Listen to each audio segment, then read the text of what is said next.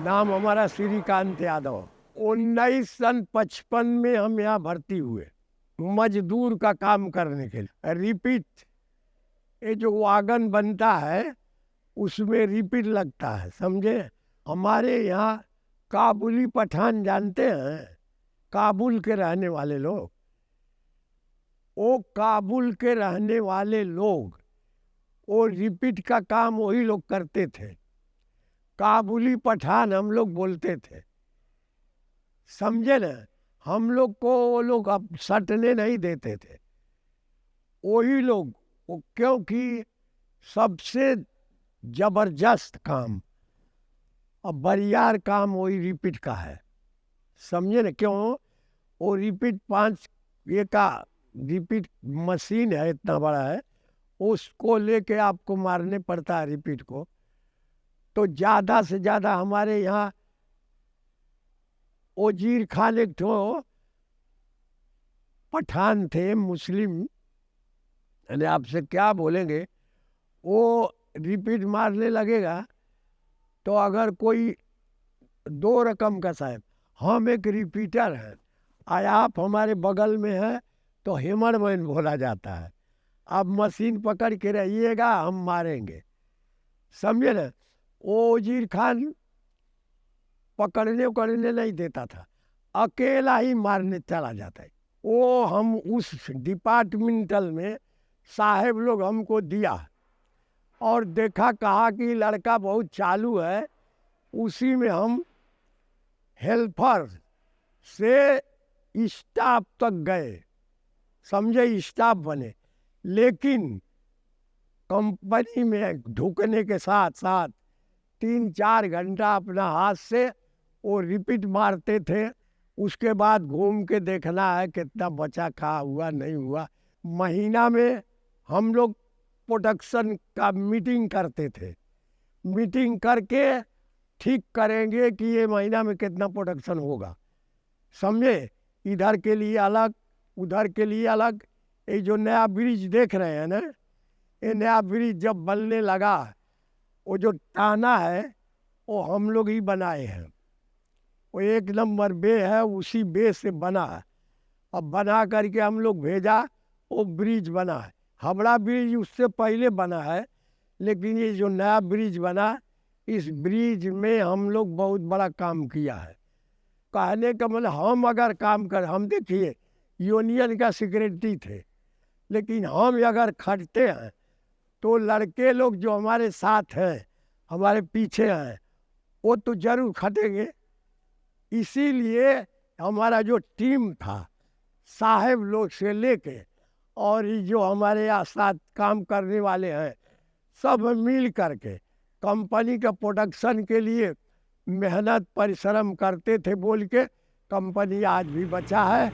एक ज़माना था कम से कम 50,000 आदमी काम करते थे। धीरे धीरे लोग रिटायर करते चले गए, लेकिन लोग भर्ती नहीं लिया गया। आज बचने का कारण एक ही है सर, हम लोग का जितना भी लड़ाई झगड़ा हुआ, मगर प्रोडक्शन गिरने नहीं दिया, बोल के आज भी कारखाना बचा हुआ है। कंपनी के प्रति हम पूरा अपना जिंदगी लगा दिए, और कोई बोल नहीं सकता है किसी को कोई अशब्द भाषा बोले। पढ़े लिखे तो नहीं ना है, उसीलिए एकदम सीधा साधी बोलते हैं। ये हमारे लड़के लोग जितने हैं, उनका परिश्रम और मेहनत, बोलिए, जो कंपनी आज भी बचा है, नहीं कलकत्ता में देखिए, खोजिए, कहीं नहीं है। ये सब कंपनी बहुत बड़ी कंपनी है, बंद हो गया। बरन कंपनी बंद हो गया। इसी रोड के ऊपर में 8 कंपनी था, बुर्ग, बांड, मेटल वर्क, जिस्टॉन, बिस्टॉन, ये सब कंपनी था, सब बंद हो गया। कोई कंपनी है नहीं, सब बंद है। एक कंपनी बहुत बड़ी है, वो विक्टोरिया को हम लोग ले लिया उस टाइम में।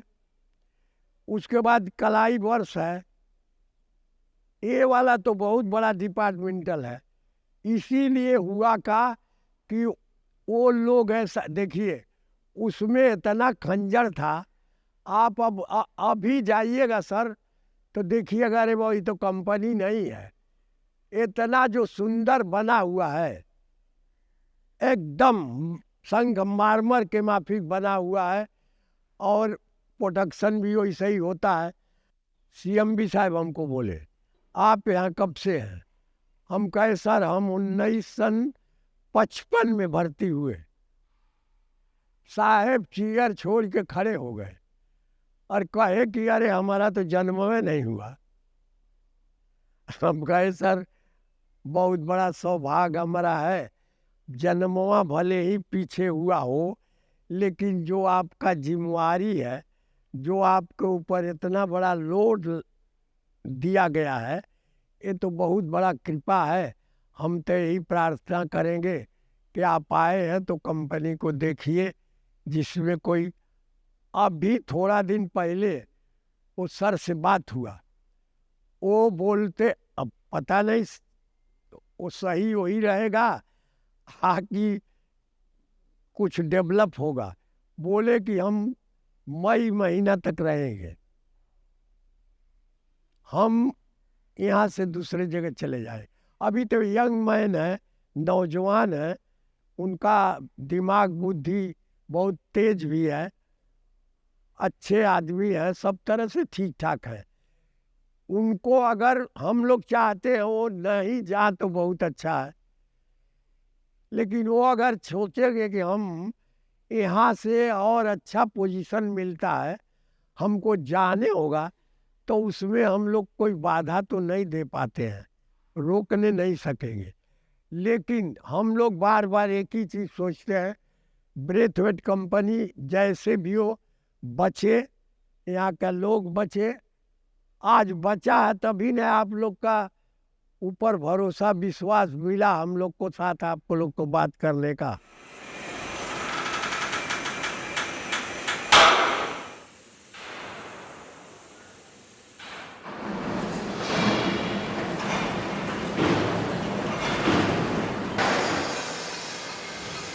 देखिए ब्रेथवेट प्रैक्टिकली 67 68 से डाउन में चलने शुरू किया, तो इसका ओवरलोड लोड इतना बढ़ गया और उसका हिसाब से प्रोडक्शन इतना कम था, उसमें ब्रेथवेट चलने का लायक नहीं था। और साहब लोग जो लोग कंपनी का चलाता था, वो लोग को भागने का फेरा था। वो लोग को भी जानबूझ के सब लोड करके कारखाना को डुबाने का चक्कर में था, और एक कारखाना का जितना संपत्ति जितना था उसको लूट करके वो लोग विलायत में लेके चला गया। Braithwaite original founded in London, then in India चला गया करके 71 में वो लोग कारखाना को बंद करके भाग गया। 7,000 worker became out of employment, नौकरी के बाहर चला गया। उसके बाद हम लोग वर्कर लोग, यूनियन वाले लोग, हम लोग उस टाइम AITUC का पी ब्रिटिश, एज आई सेड, आप जैसा हम बोला, श्रमिक organization union was the only and biggest trade union. हम लोग दिल्ली तक क्रॉस किया। दिल्ली में उस टाइम आप नाम सुने होंगे, इंद्रजीत गुप्ता, भूपेश गुप्ता, स्टॉलवार्ड ऑफ बंगाल, ये सब लोग हम लोग को, यहाँ से 3 आदमी हम लोग कलकत्ता से गया था। एक हम, एक भौमिक बोल के था, और एक सिकदेव भाई जिसका लड़का वही है। तीनों आदमी हम लोग कलकत्ता से गया था। तो भूपेश जी और गुप्ता जी मेमोरेंडम बना के प्राइम मिनिस्टर से अपॉइंटमेंट किया। That time prime minister was Indira Gandhi, but there was only cabinet, parliament is not there. Parliament was dissolved, you know, in India Bangladesh लड़ाई झगड़ा सब। तो हम लोग जाके मैडम से मीट किया। You know that time relation between Bhupesh Gupta and Indira Gandhi was very close. They were classmate in London. वो लोग का आपस में बात होता, तुम ही करके, तुम ही। और भूपेश गुप्ता इंदिरा गांधी से बहुत दोस्ती भी थी। वो मेमोरेंडम को गांधी जी मैडम को दे के बताया, देखो तुम्हारा साहब लोग क्या किया। तुम्हारा साहब दोस्त लोग क्या क्या देखो, 7,000 आदमी को रास्ता में फेंक के चोरी करके भाग गया। इंदिरा गांधी 2-4 कागज देखा, देख के बोला ठीक है जाओ, हम देखेंगे। विद इन 7 days, 7 दिन के अंदर यहाँ पर कमीशन बैठा कि वो कंपनी ऐसे नहीं ले सकता है। कंपनी में कुछ गड़बड़ हुआ है, कुछ कारण होगा तब ना कंपनी इंडिया गवर्नमेंट ले सकता है। तो Oboni Bose commission was headed by Oboni Bose IAS। Oboni Bose commission को अंदर में इसको फेंका गया। ये तो सब कुछ जानता था जो कंपनी लेगा, तो उससे एक तो रिपोर्ट बना के 70 दिन का, विद इन 70 days 70 दिन के अंदर कंपनी को टेक ओवर कर दिया। टेक ओवर किया, मगर उस टाइम नहीं था समन था, ना कोई ऑर्डर था। तो क्या होगा, उस time that agreement was very much criticized throughout the Bengal, very much criticized. तो उस टाइम गवर्नमेंट का तो पॉलिसी था वर्कर को मारने का नहीं, वर्कर को बचाने का, और टेक ओवर हुआ बचाने के लिए। तो एग्रीमेंट हुआ बिटवीन यूनियन एंड मैनेजमेंट, जो 15 दिन के लिए ऑप्शन दिया जाएगा, जो काम में आएगा उसको पूरा तलब सोने के लिए। सिंस सामान मटेरियल और ऑर्डर ना आए तब तक आएगा, सोएगा, फुल पेमेंट मिलेगा। और वो ऑप्शन दे देगा हम आएंगे नहीं काम में, क्यों काम नहीं है, सो 75% तलब मिलेगा। But that agreement was very much criticized in the industrialist, जो बिना काम में पैसा देते हैं लोग। Anyway, but that was the need of the hour. हम बोलेगा उस टाइम वही जरूरत था। उसके बाद आस्ते आस्ते ऑर्डर आने शुरू किया, सामान आने शुरू किया, प्रोडक्शन शुरू हुआ, काम शुरू हुआ। मगर इतना बड़ा भारी कंपनी, इसका आमदनी भी उतना होना चाहिए, उस पोजीशन में हम लोग को ऑर्डर भी नहीं मिलता था। ऑर्डर में भी जालियाती होता था। जालियाती मतलब या प्राइवेट वागन कंपनी है, जैसे टेक्समेको, HDC, ये सब बड़ा बड़ा पूंजीपतियों का प्राइवेट कंपनी है। वो लोग दिल्ली में जाके ब्यूरोक्रेसी को मैनेज करके वो लोग ब्रेथवेट के नाम में अलॉट हुआ सामान, वो लोग अपना कंपनी उतार लेता था। ऐसा भी होता था। तो ये सब खबर हम लोग को मिलने के बाद हम लोग, the man Indra Gupta was very much interested of this company, and he was the main architect of bringing company under public sector. हम लोग उनको पकड़ के दिल्ली तक बोलता है कि हमारा सामान ले लिया, हमारा ऑर्डर ले लिया, हमारे ये ले लिया।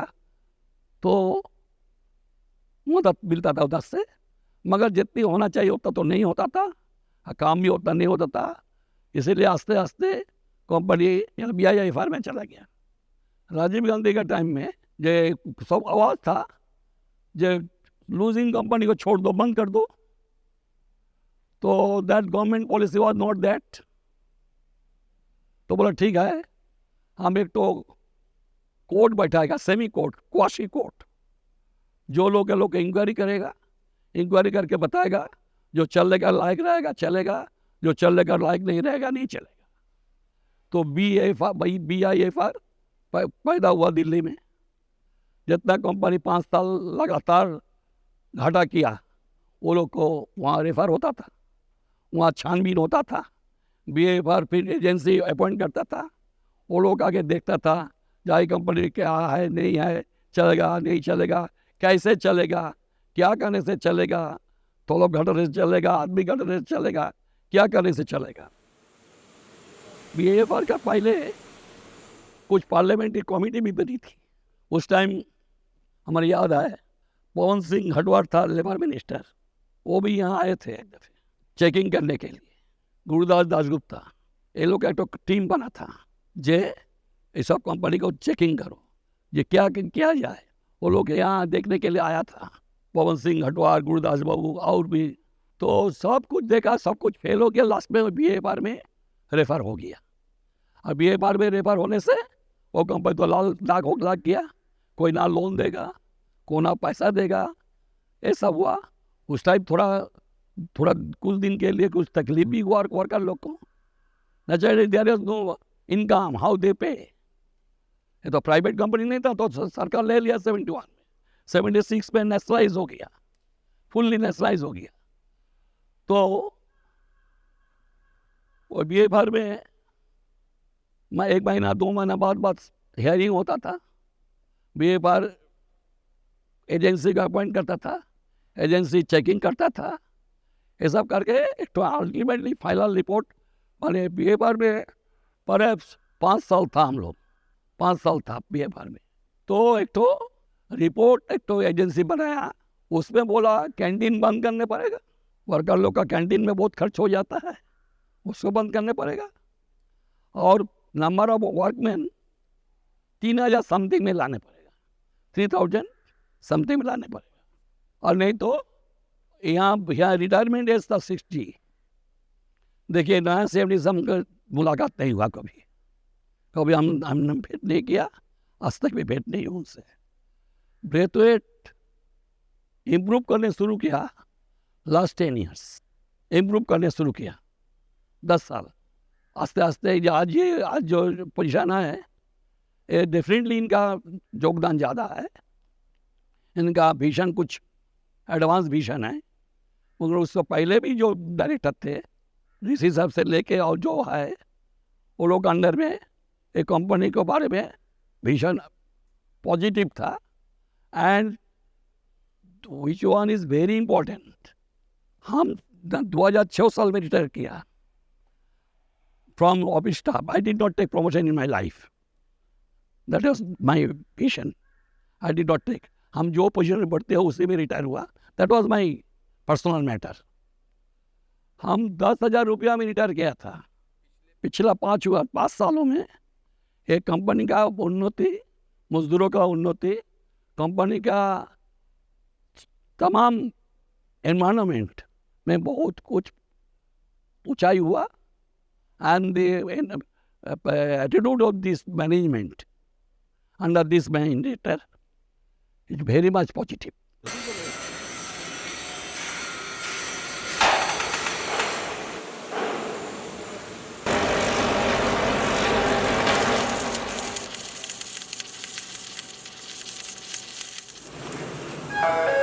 उन्नीस सौ 75 इंदिरा गांधी का टाइम में जो रेगुलेशन हुआ था ए ब्रेथ रेट कंपनी में, तो उस टाइम कंपलसरी था कि जो राष्ट्रीय शिल्प है उसमें ट्रेड अप्रेंटिस को नियोग करने पड़ेगा। उस टाइम से हम लोग इंटरव्यू दे के यहाँ आया था, 150 आदमी आया था। तो उसमें 2 आदमी परमानेंट हुए थे, हम 79 में परमानेंट हुए थे। लेकिन उसके बाद जो हमारा पहले अमोलदा बोल के गया है, ये बहुत कुछ BIFR वाला आया है, VRS आया है, 58 60 उन्हें 58 तो रिटायरमेंट था। रिटायरमेंट के 2 साल हम लोग को एक्सटेंशन मिलता था उस टाइम। 2001 साल में उसे BIFR का बाद एक तो नोटिस आ गया हड़क से कि 58 में सब रिटायर कर देना होगा। तो एक ही दिन में 1100 आदमी चला गया, किसका 59, किसका 58, किसका बीच का, जैसे जैसे उम्र का उसे मिटा भी एक साथ 1100 आदमी एक दिन में निकल गया। उस टाइम हम थोड़ा बाहर में घूम गए थे, ट्रेड यूनियन में थे, लेकिन उतना तो हमारा सीनियर लीडर लोग सब था, जैसा हम लोग भी था, दूसरा यूनियन का था, लेकिन हम लोग को और जो पुराना है उनका जनरेशन जो था, जैसा पहले बोल के गया सिकंद बाबू, वो लोग सब एक साथ था। हम लोग तो उस टाइम यूनियन करते हैं बस, कोई बीच में घुसने का कोई सवाल नहीं था। लेकिन हड़क से जब 2001 में 1100 आदमी निकल गया, उसमें बहुत सा लीडर ही निकल गया, हमारा लीडर भी निकल गया। 2001 में हमको मजबूरन देखभाल करने का दायित्व हमारे ऊपर आ गया। यूनियन था, बहुत साधारण वर्कर मेंबर था, ठीक था, लेकिन लीडर बनने का तो सबका ये नहीं होता है, और उसका भी एक तो आप लोग का तरफ से CI2 का एक तो पोजीशन होता है, वही पोजीशन का आदमी को ही बैठा जाता है कि तुम सेक्रेटरी बन सकते हो। तो वही 2001 के बाद हम हड़क से सेक्रेटरी बनने का मजबूरन बनने पड़ा। थोड़ा टाइम लगा सीखने पे, लेकिन तब से हमारा काम चालू हुआ। हमारा मेन काम है प्रेसिंग। ये जो माल काट के जा रहा है उसका प्रेसिंग, विभिन्न किस्म का माल जाता है उसका प्रेसिंग होता है। प्रेसिंग करके उसका डिज़ाइन के मुताबिक प्रेसिंग होता है, प्रेसिंग जाके लगता है वागन में लगता है, तरह तरह का प्रेसिंग होता है। यही काम मूलतः है हमारा वहाँ, अभी भी ऐसे ही है। लेकिन उस टाइम बहुत आदमी था। हम जो डिपार्टमेंट का बात बोल रहा है इसलिए बोल रहा है कि आप लोग को जानकारी करना चाहिए। वो डिपार्टमेंट में 175 आदमी था, तीनों shift, morning, day and night, rolling. जो टैंक का सवाल आया, आप लोग बोला टाला टैंक, टाला टैंक तो हम लोग देखा नहीं, हमको पहले आने का पहले बन गया। तो हम जब आए थे उस टाइम बनता था आरब का एक तो टैंकी बनता, अंडरग्राउंड टैंकी। उस टाइम का 5 करोड़ का ऑर्डर था। तो काम जैसा होता था, मतलब ये जो ट्रेड यूनियन का सवाल आया ना, तो एक ही डिपार्टमेंट में 175 आदमी था। तो तीनों सीट पे तीनों लीडर, तीनों यूनियन का लीडर का सब आदमी था। तो लड़ाई होता था। अगर ये 50 माल मारेगा तो वो बोला हम 75 मारेंगे, वो 75 बोला है तो बोला 100 मारेंगे। ऐसा कंपटीशन होता था। एक एक टैंकी बड़ा फांडेस था, पेंडिस से माल निकलता था, प्रेस में भाज होता था, उसको निकाल, ये लड़ाई चलती। काम का लिए कोई नहीं था, काम बहुत होते थे, लेकिन सवाल यही था उस टाइम कि हम लोग को ऑर्डर के लिए बहुत तकलीफ करने पर, तरह तरह का। ऐसा हुआ कि ऑर्डर नहीं है, हम लोग बैठा है 6 महीने से बैठा है, कोई ऑर्डर नहीं है। लेकिन एक तो बात है, हम धड़िए 79 से आज 2017 का लास्ट में हम रिटायर किया है। अभी तक भी हम भी फिर काम कर रहा है, लेकिन अभी तक ब्रेथवेट कंपनी का कभी तलब बंद नहीं हुआ। एक तो बड़ा बात है, जितना हमारा ऊपर ये आया है, लेकिन तलब बंद नहीं हुआ, एक तो बड़ा बात है। और एक तो बात है कि यहाँ का मजदूर लोग काम के लिए कोई पिछड़ा नहीं है। हम लोग लीडर है, लेकिन ये नहीं कि लीडर है बल्कि घूम रहा है, नहीं, शॉप में घूम रहा है, शॉप में काम देख रहा है, खुद काम कर रहा है, ये एक तो बड़ा बात है। और लीडर लोग का विभिन्न मतादर्श होता है, लेकिन लीडर लोग का एक ब्रेथवेट को रखा करने के लिए सब एक हो जाता है, लड़ाई झगड़ा सब भूल जाते हैं। 2002 28 दिसंबर बिक्री होने का नोटिस निकल गया था सेंट्रल गवर्नमेंट से, ये ब्रेथवेट को बिक्री करने का नोटिस निकल गया। हम लोग सब ट्रेड यूनियन लीडर मिल के बोला कभी होने नहीं देंगे। एक साथ हम लोग लड़ाई किया, डिपुटेशन किया, उसके बाद वो नोटिस हटा है। कौन खरीदेगा? हम लोग आप बोले कोई मालिक आएगा खरीदने के लिए, घुसने दे देंगे हम लोग। अभी का जनरेशन को जो हम लोग खाए, अभी जो बोलने वाला आएगा बाद में, हम लोग का जनरेशन में नहीं देंगे। अभी जो बड़ा साहब जो आया है हमारा, हम लोग को दुर्भाग्य, हम लोग को इस टाइम हम लोग रिटायर्ड हो गए। हम लोग अफसोस करते हैं जो उस टाइम आने से हम लोग को, हम जब रिटायर हुआ 2018 में 5 साल में, वो तलब हो गया डबल के ज़्यादा, ये साहब का चलते। और काम भी बहुत बड़ा है, ऑर्डर का अभी कोई कमी नहीं है। लिस्टिंग उस टाइम ऑर्डर नहीं मिलता था। ऑर्डर के लिए दिल्ली में जाके ट्रेड यूनियन लीडर लोग दिल्ली में जाते थे एक साथ, डिप्यूटेशन होता, हमको कहा नहीं ऑर्डर मिल रहा है। हमारा ऑर्डर काट के चला जाता है प्राइवेट में, हमको बैठा रहता है 6 महीना बैठा है। लेकिन एक ही बात बोल के गया, अभी तक हमको कभी तलब नहीं बंद हुआ। एक तो बड़ा बात है, जैसा भी हो काम का लिए अभी ऑर्डर का कोई कमी नहीं है, काम भी ऐसा चल रहा है। तलब तनख्वाह चला गया डबल के ऊपर, और क्या बताएंगे, और क्या चाहिए।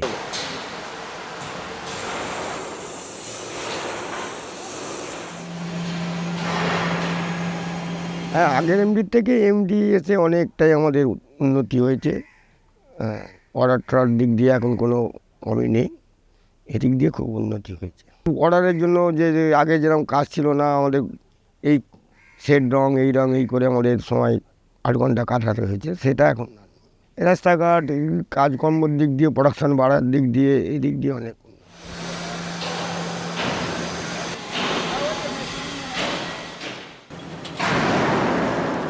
मैं ब्रेथवेट वर्कमैन सॉलिड यूनियन का जब से बना है तब से मैं जनरल सेक्रेटरी हूँ, करीब 39 ईयर्स हो गए। ब्रेथवेट के वर्कर्स कर्मचारी का जो प्रॉब्लम है, मीन्स हम लोगों का मूल वर्कर्स लोगों का मांग डिमांड, एक यूनियन एक संस्था में रहेगा तो मैनेजमेंट से सुविधा होगा, हमारे नॉलेज से कि मांग डिमांड मांगने में।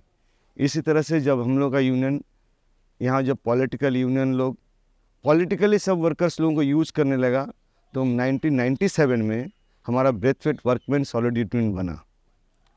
और हम लोग उस समय एक संस्था में एक यूनियन कायम करना होगा, इसको लेकर के आवाज़ उठाया। दुनिया का ये इतिहास है कि जब तक कुछ मांगा नहीं जाता तब तक कुछ मिलता नहीं, और मांगने का स्टैंड ही है यूनियन। आप अकेला कुछ नहीं मांग सकते भारत संविधान के अनुसार, और मैनेजमेंट दे देगा। ब्रेथवेट के इतिहास में ऐसा भी दिन देखने को मिला है जब कांग्रेस गवर्नमेंट के अंदर कांग्रेसी दो ग्रुप होकर के आपस में पॉलिटिकल नेता लोग लड़वा दिया। पिछले 5 वर्षों में सर बहुत ज़्यादा हमने इसको देखा है प्रोग्रेस के टाइप पर।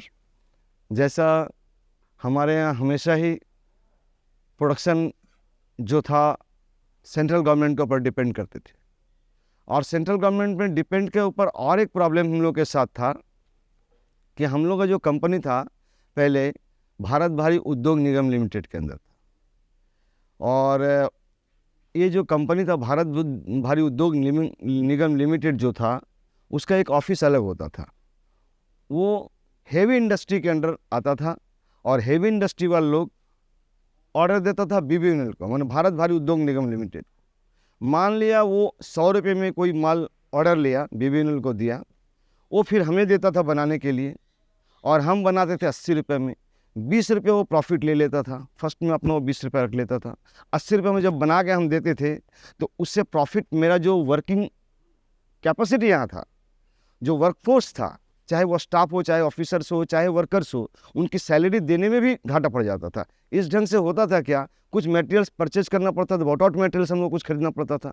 उससे क्या होता था, ऑर्डर तो हम करते थे, प्रोडक्शन भी करते थे, मगर लॉस होते थे, क्योंकि हम लोग डायरेक्ट ऑर्डर नहीं ले पाते थे, हम लोग बीबीएनएल के थ्रू ऑर्डर लेते थे, और वो ऑर्डर एक बीच में एक भाया होकर के आता था, जिससे टोटल प्रॉफिट हम नहीं ले पाते थे।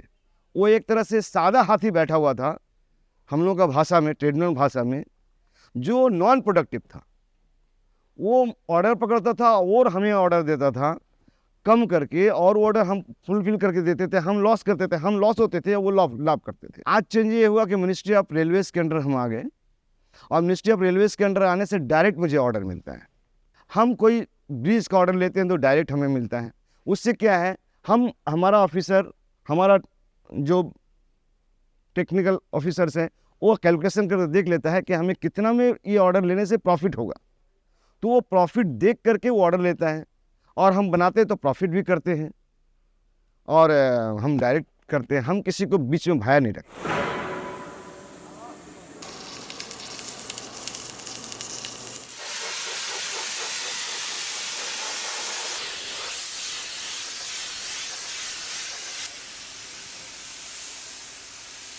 देखिए, हम 40 साल यहाँ पे अपना मैंने सर्विस लाइफ ख़त्म कर दिए, 2 साल और बचा हुआ है। तो इस 40 साल में हमने जो देखा है ना, कि बहुत कठिनाइयों का सामना हमने किया है। एक वक्त था कि हम खुद VRS का फॉर्म ले लिए थे और VRS देकर निकल जा रहे थे, क्योंकि इस कंपनी बंद हो जाएगा, बिक्री हो जाएगा। लेकिन फिर हम सोचे कि अगर हम नेता होकर के हम अगर VRS दे देते हैं तो बाकी मेरे लेबर्स का क्या होगा, ये सोच के हमने फॉर्म को फिर रख दिया और नहीं किया। लेकिन इस कंपनी में हमने लड़ा। लोग लीडर्स को शिकायत करते हैं, लीडर्स को दोष आरोपण करते हैं कि ये मैनेजमेंट का दलाल है, ये मैनेजमेंट का चाटुकार है, ये कंपनी को, वर्कर्स को नहीं देखता है। लेकिन एक लीडर का सही सच्चा लीडर वही है कि जो दोनों तरफ को बैलेंस करके काम करे। जिस तरह से एक ब्रिज होता है नदी के अंदर, एक तरफ उधर एक तरफ इधर, बीच में ब्रिज बन जाता है तो दोनों इस नदी को पार कर सकते हैं। तो मैंने नदी को पार कराने का ब्रिजेस का काम किया है, क्योंकि मैंने खराब स्थिति देखा है, मैंने BFIR को देखा है, मैंने उस अवस्था को देखा है कि जब हमारे कॉन्ट्रैक्टर्स लेबर को 3-3, 4-4 महीना तक यहाँ पर सैलरी नहीं होता था। मैंने बर्न को देखा है अपने आंखों से बंद होते हुए। वहाँ पे काफ़ी लीडर लोग लड़ाई लड़ते थे, 600 रुपया पर डे देने होगा, 700 रुपया पर डे देना होगा, लेकिन बर्न बंद हो गया।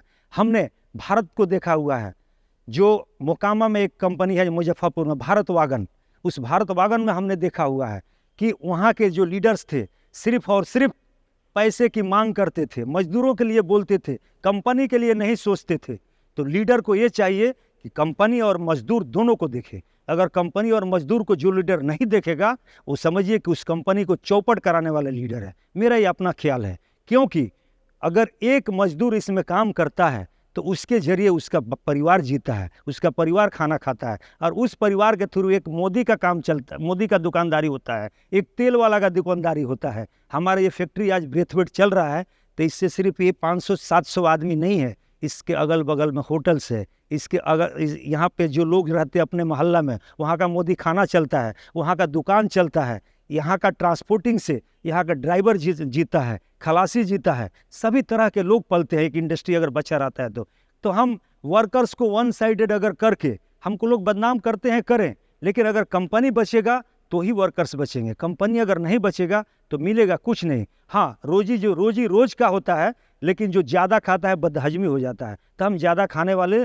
लोगों को नहीं बनाएंगे कि हाँ आपको ज़्यादा हम सैलरी बढ़वा देंगे ताकि कल कंपनी के ऊपर मेरा मुसीबत आए। आज कंपनी 52 करोड़ से आज 1000 करोड़ का हुआ है, इसमें हमारे सभी लेबर्स का देन है। आज देखिए ऑफिसर्स या लेबर्स या यहाँ का स्टाफ, कोई यहाँ पे माने डिफेक्ट आप नहीं पाइएगा जैसे दूसरे आप इंडस्ट्री में पाते हैं। क्यों कि लोग यहाँ के यही समझते हैं कि हाँ मेरा रोजी रोटी चलता है। हमारे लेबर लोगों को 8 से 10 हज़ार 12 हज़ार तक सैलरी है, लेकिन ये अस्थाई है।